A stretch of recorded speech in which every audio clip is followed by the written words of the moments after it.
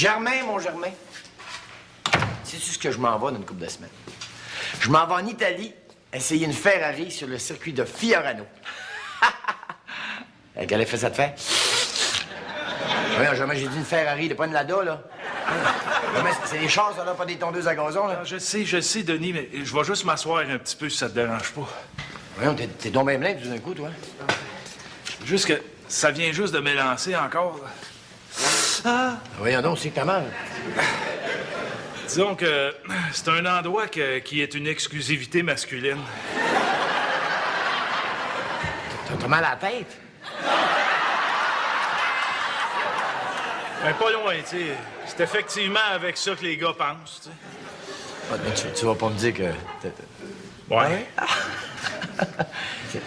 ça chauffe-tu? Ben, enroule une tortilla autour, puis t'as un nouveau mets mexicain. Bon, mais il va falloir que tu consultes, mon chum. Écoute, je vais te laisser le numéro d'un de mes chums qui est médecin, tu vois, c'est un bien bon gars. Mais en passant, tu devrais peut-être avertir ta dernière partenaire sexuelle. C'est vraiment nécessaire, ça me semble m'avoir l'air fou. Non, t'auras pas de la foi. Avec tout ce qui coûte, tu vas juste avoir de l'air responsable, mon chum. Ma dernière partenaire sexuelle? Ouais.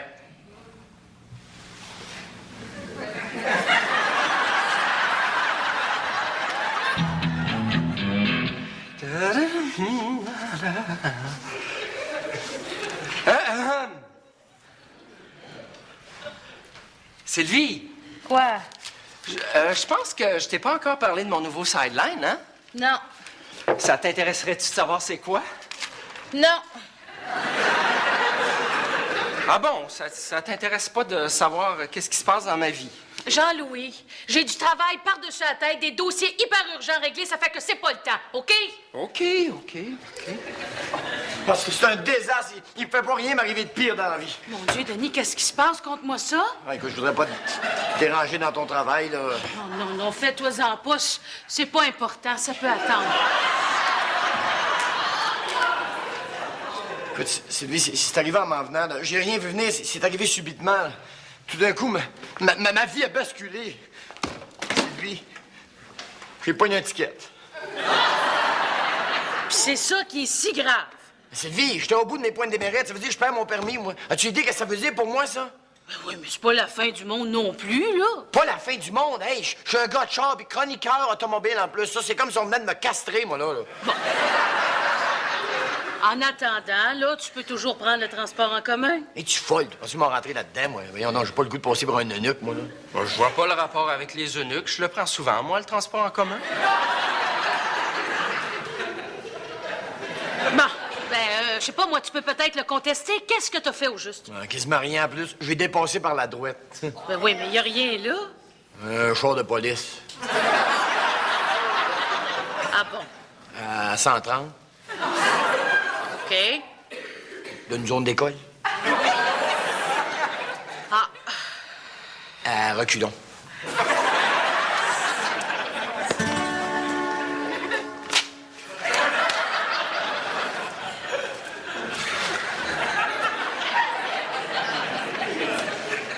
Puis? Eh bien, monsieur Langlois, rien ne laisse croire à un problème de type vénérien. Me semblait aussi que ça se pouvait pas. C'est dire que vos relations sont protégées? Non, c'est juste que ma partenaire de cet incite est bien safe de ce côté-là. Cependant, vu l'état des choses, je dois vous annoncer que nous allons procéder à un genre d'intervention qui se pratique généralement en bas âge, mais qui n'a pas eu lieu dans votre cas. De quoi vous parlez, docteur? De la circoncision, monsieur Langlois. Ah non, pas de problème. Je l'ai eu, ça, comme tout le monde, en 5e année. Circoncision, monsieur Langlois, pas confirmation. Ah, pas dans le sens de... Dans ce sens-là, oui. Oui. Oh, mais ça n'a pas de bon sens, docteur. Je peux pas me faire opérer pour ça à 38 ans. On va faire de moi. Monsieur Langlois, vous pouvez faire confiance au système hospitalier québécois. Oui, le personnel de cet hôpital comme moi-même plaçant l'éthique professionnelle et le respect du patient au-dessus de tout. Alors, soyez assurés que vous ne serez l'objet d'aucune moquerie entre nos murs. Ah, mais ça me rassure, docteur. En revanche, j'ai hâte de rentrer à la maison pour dire à ma femme... C'est pas incroyable, se faire jumper le petit bout à 38 ans.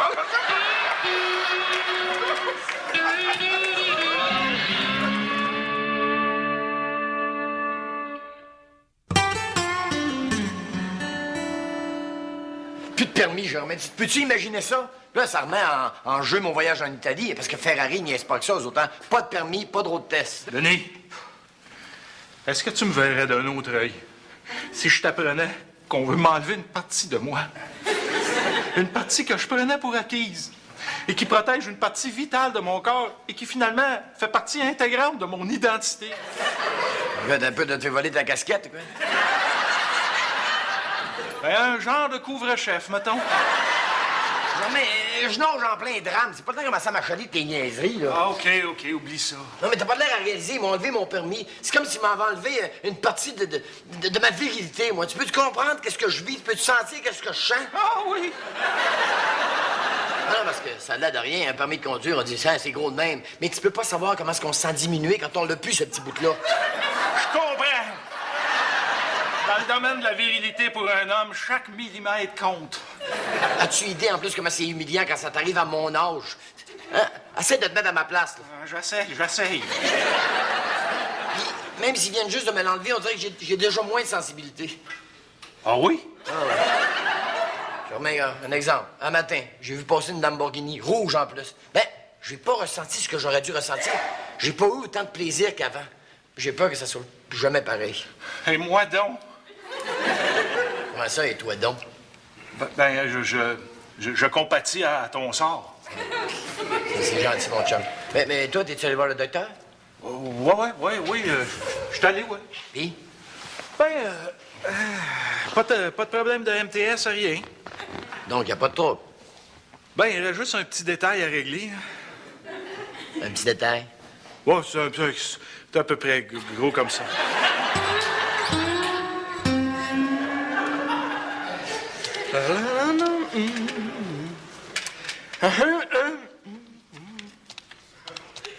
Denis, Quoi? je pense que je t'ai pas encore parlé de mon nouveau sideline, hein? Non. Ça t'intéresserait-tu de savoir c'est quoi? Non. Ah bon, je suppose que tu vas me dire que c'est parce que t'as trop d'ouvrages puis t'as pas le temps? Non, c'est juste que ça m'intéresse pas pantoute. Puis, Denis, est-ce que tu t'habitues à ta vie de piéton? Non, j'aurais pas besoin de m'habituer parce que je repasse mon permis cet après-midi, tout va rentrer dans l'ordre, je vais aller en Italie puis je vais pouvoir enfin sortir de cet enfer-là. Voyons donc, toi, un enfer. Il y a sûrement eu un petit point positif, le genre que sans auto, t'as dû faire des économies. Ah non, la vie coûte bien plus cher à pied. Regarde, j'ai amené une fille voir un film, ça m'a coûté 200 pièces. 200 piastres? Ouais, en plus, c'est pas moyen de suivre l'histoire. Le chauffeur de taxi, il a pas arrêté de rire tout le temps qu'on était au cinéparc. Ben là, mets-toi à sa place. Puis remarque, si c'était juste de l'argent, ça serait pas si pire. Je trouve que ça commence à nuire à ma vie sexuelle.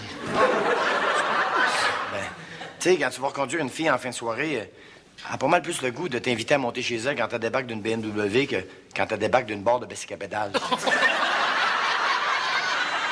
Non, ris pas, je parle par expérience. Là. Fait que toi, Denis Charette, tu pognes plus. Hein, c'est pas ça, c'est juste qu'on dirait que j'ai perdu ma confiance en même temps que mon permis. J'aurais jamais cru que pour un homme, le fait de conduire était à ce point le prolongement de sa vie sexuelle. Ben, pour les autres, je sais pas, mais pour un vrai gars de char, oui. Écoute, depuis que j'ai plus de permis, là, ben, des fois en cachette, je m'en vais dans mon garage, j'ouvre la porte du garage, là, je recule mon char, là, je le rentre, puis je le recule. Recule, rentre, recule, rentre, recule, rentre, recule, rentre, recule, rentre, recule. Ben, j'ai l'impression de me masturber, moi, cette vie. Vous savez, si je tenais tant que ça à vous rencontrer, c'est que je sens que j'ai besoin d'un soutien psychologique que mon entourage n'est pas à même de m'apporter. Tu sais, dans le genre de me faire suivre par un spécialiste qui m'aiderait à traverser la terrible épreuve que je vis. Alors, comme vous connaissez bien le domaine, vous allez pouvoir répondre à ma question. Coudon, se faire circoncire, ça nous paraît quand même pas d'en face, hein?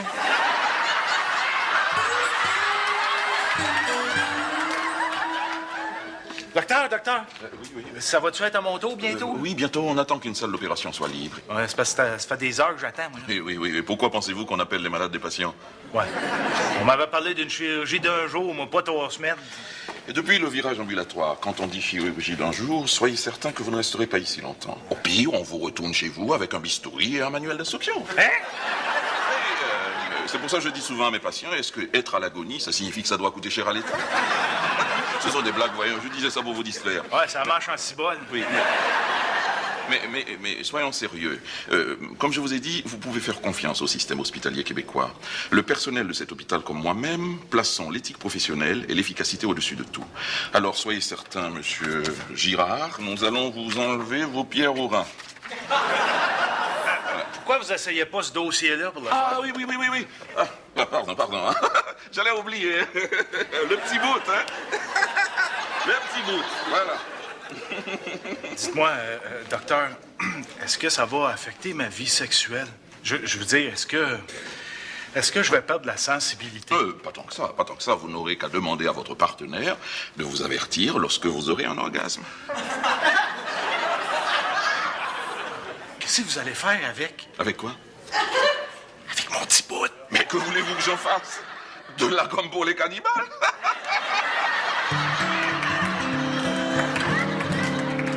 Oui, est-ce que je parle bien à Mario Lévesque? Oui, c'est Mario, c'est Jean-Louis Dubuc qui parle. Tu te souviens-tu de moi? Ben oui, on était tous les deux dans la classe de Mme Parent en 3e année, là. Bon, tu me replaces, là. Bon, je t'appelle comme ça, pour donner des nouvelles. Tu savais que j'étais chroniqueur dans un magazine automobile? Ouais. Ah, mais ça, c'est rien, hein? J'ai un nouveau sideline. Ça t'intéresserait-tu de savoir c'est quoi? Allô? Voilà, monsieur Langlois, ça va être bientôt votre tour. Ouais, je commence à être stressé pas mal, là. Ayez confiance. Le chirurgien qui va vous opérer, le docteur Kowalski, est diplômé du très célèbre Institut Brosniak à Varsovie. Je connais pas ça, cet institut-là, moi. Ah, et pourtant, c'est une très bonne école vétérinaire, vous savez. Coudonc, êtes-vous back-order sur le personnel, ici? Monsieur Langlois, je vous l'ai déjà dit. Il faut faire confiance au système hospitalier québécois. Nos médecins sont tellement bons qu'ils se font tous engager dans des hôpitaux américains. Excusez-moi, monsieur Langlois, je dois vous présenter les docteurs Dubois, Forget et Pénaud. 3 internes que j'ai invités à venir se pencher sur votre cas. Germain Langlois, enchanté. Il s'agit d'un cas extrêmement rare, d'un homme qui veut se faire circoncire à 38 ans. Et vous allez voir pourquoi.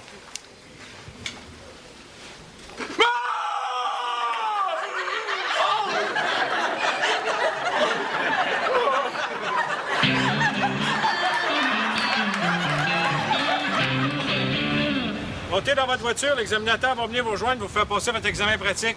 Un examen pratique, comme je savais pas chauffer.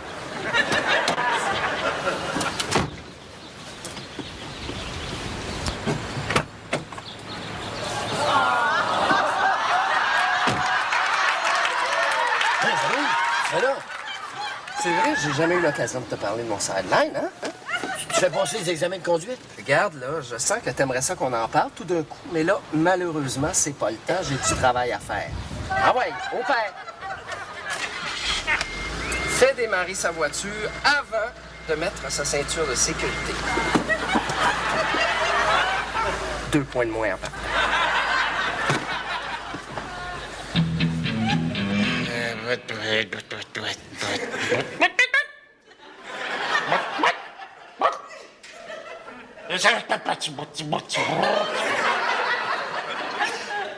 Où suis-je? À l'hôpital, monsieur Langlois. Hein? Vous venez d'être opéré. Ah, ça y est, c'est fait, là. Oui. Ah, c'est là où j'ai mal à la gorge. Peut-être un effet secondaire de l'anesthésie.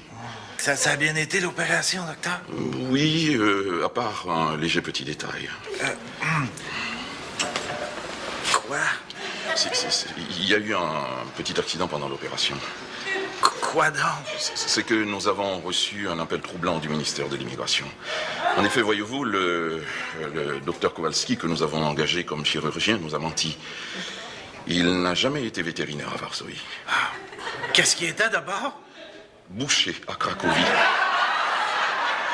C'est le fun pour moi, ça. Mais rassurez-vous, nous l'avons tout de suite expédié de la salle d'opération où vous étiez, dans un taxi en plus. Mais comment ça, dans un taxi, y a pas de char? Oui, mais il était tellement sourd, on ne pouvait pas le laisser conduire, voyons. Mais l'opération? Étonnamment, l'opération que le docteur Kowalski a pratiquée sur vous est une réussite totale. Ça me rassure, docteur. Monsieur Langlois, est-ce que je peux vous poser une dernière question? Laquelle? Teniez-vous beaucoup à vos amygdales?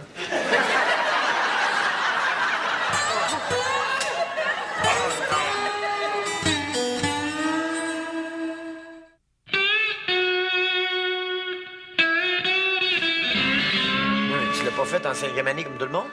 Circoncision, Denis, pas confirmation. Pas dans le sens de... Oui, dans le sens de, justement. Mais t'aurais dû m'en parler, Germain.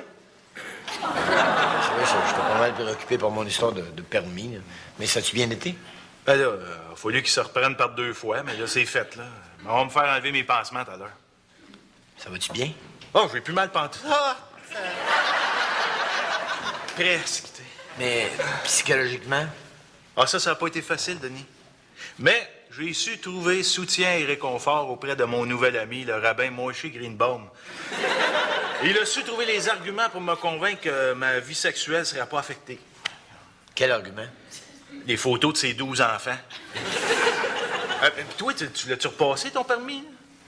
Non, Germain, je l'ai coulé. Non. Ouais. Je pense que d'examinateur, il y avait un petit quelque chose contre moi. Mais qu'est-ce qui te fait dire ça? Ouais, un feeling de même. Ah, mais là, ça veut dire que tu pourras pas faire ton road test en Italie? Ça veut dire ça, oui. Oui, mais qui c'est qui va te remplacer? Ça prend de la crédibilité pour aller conduire des Ferrari.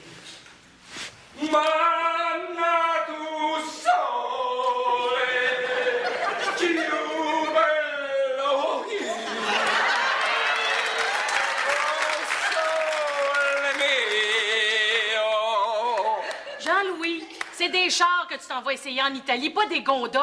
Ben oui, je le sais, mais je fais ça pour me mettre un peu dans l'ambiance. Mais là, es-tu au moins conscient que c'est pas du tourisme que tu t'en vas faire là? Hey, c'est sérieux pour la revue Ferrari. Puis en tant que remplaçant de Denis Charret, là, t'as des grands souliers à chausser. Ah, ben, grand peut-être, mais attends qu'il essaye les miens une fois que je vais être passé par là, lui, il va avoir l'impression d'avoir des chaloupes dans les pieds. Qu'est-ce que tu veux dire? Je veux dire que moi, je suis pas du genre à me laisser impressionner par le supposé prestige d'une grande marque. Enfin, on va avoir droit à un article intègre et sérieux. Car enfin, quelqu'un va poser les questions incisives qu'aucun chroniqueur automobile au monde n'a jamais osé poser aux dirigeants de Ferrari. Qu'est-ce que tu veux dire? Tu commences à me faire peur, là, Jean-Louis. Ben, je veux dire, les questions que les consommateurs se posent quand ils veulent acheter une Ferrari. Des questions comme, à part le toit, où est-ce qu'on peut mettre le siège de bébé? À quand le modèle Station Wagon que tout le monde attend? Et surtout, où est-ce qu'elle est, la boule pour attacher ma tante roulotte?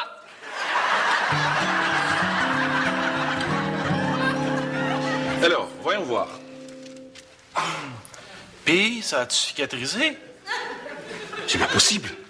Qu'est-ce qu'il y a? C'est pas guéri? Oui, c'est guéri, il n'y a pas d'enflure ni rien. Ça tient du miracle. Mais comment ça? Le petit bout est toujours là. Il a repoussé? Non, attendez, laissez-moi consulter votre dossier.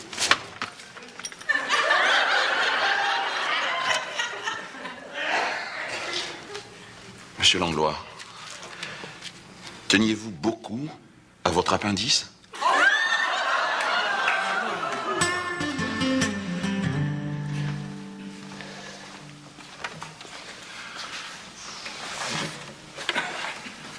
Bonsoir. Mon nom est Gildor Roy. Vous savez, faire de la comédie n'exclut pas l'engagement social. L'épisode de Kilomètre-heure de ce soir se voulait un chant d'amour et de compassion pour tous ces hommes qui vivent un drame terrible, celui de la circoncision non désirée. Ces hommes qui, toute leur vie durant, se poseront cette lancinante question sans jamais y trouver de réponse. Que serait ma vie devenue si j'avais gardé mon petit bout? La terrible situation m'a inspiré cette ballade qui, je l'espère, leur apportera un peu de réconfort.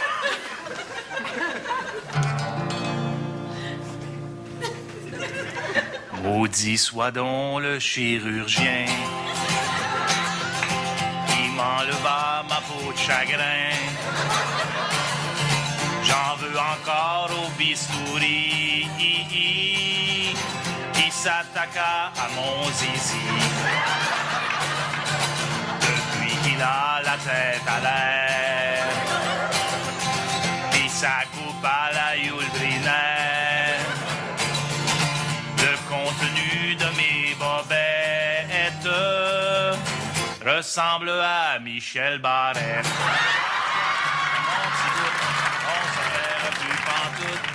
Chop, chop, bon petit bout, on se reverra plus pantoute. Yeah! Et je me demande tout ému, qu'est donc mon petit bout devenu? J'aimerais donc ça croire, Moses, qu'il y a un ciel pour les prépuces. Chop, chop, mon petit bout, on se reverra plus pantoute. Chop, chop, mon petit bout, on se reverra plus pantoute. Chop, chop, mon petit bout, on se reverra plus pantoute. Chop, chop, mon petit bout, on se reverra plus pantoute. Ow!